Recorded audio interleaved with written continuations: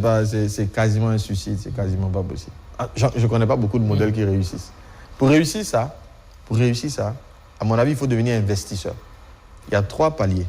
Il y a le palier de l'employé, il y a le palier de... Il y a mettre 4 paliers. L'employé, l'intrapreneur, l'entrepreneur et l'investisseur.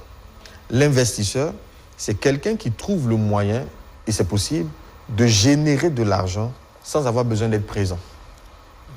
Il y a des employés qui sont des investisseurs. Il est un employé, il travaille toujours, mais il fait de l'argent autrement sans avoir besoin d'être présent. C'est tout un état d'esprit, malheureusement, qui est peu connu. Et la plupart des gens sont focalisés... Les actions, par exemple, en bourse? Exactement. L'immobilier, l'action en bourse, la prise de participation dans des entreprises. Tu connais quelqu'un qui est très dynamique, tu t'associes à lui et vous mettez des règles de gestion. Toi, tu travailles. Et ça existe. Je connais des gens qui le font. Mais malheureusement, tout le monde est focus. Le discours le plus... La voix qui sonne la plus, c'est celle de l'entrepreneuriat.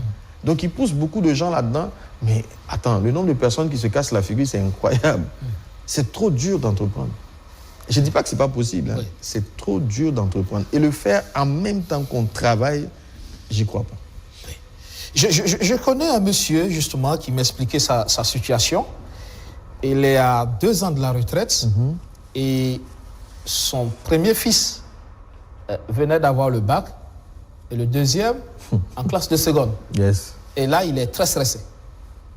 C'est ce que je vous disais. Vous allez voir que ce monsieur, si vous regardez son parcours, il fut un temps, surtout dans l'âge de 30 à 40 ans, où il pouvait avoir beaucoup d'argent. Parce que c'est un âge de productivité. Tu as de l'énergie, tu as du temps, tu cours beaucoup, tu génères. Et je l'ai vu, en fait, chez mes parents. En réalité, cette leçon, je l'ai apprise de mon père et de tous mes amis de quartier. Quand nous, on était petits, on avait l'impression d'être des gosses de riches. Puisqu'on avait tout. On avait nos jouets et tout ça. Mais au fil du temps, la vie devenait plus difficile. Parce qu'on voyait les charges des parents qui s'accumulaient. Ils devenaient de plus en plus incapables de nous fournir les choses qu'ils nous donnaient quand on était tout petits. Et moi, ça m'a fait beaucoup réfléchir. Je me suis dit, mais qu'est-ce qui explique cela?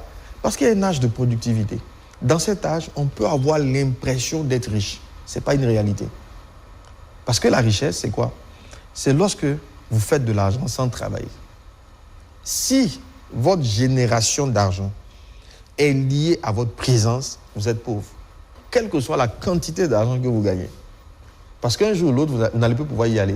Un jour ou l'autre, vous serez à la retraite. Un jour ou l'autre, votre santé ne va plus le permettre. Et si pour gagner de l'argent, vous devez être présent, vous êtes pauvre. Même si vous avez 5 millions ou 7 millions de salaires par mois, vous êtes un pauvre. C'est pour ça que vous pouvez voir des gens qui ont été à des fonctions très élevées. Le jour qu'ils sont à la retraite, vous posez des questions. Mais comment c'est possible? Parce qu'en fait, ils n'ont pas développé la capacité à générer de l'argent sans être présent. Justement,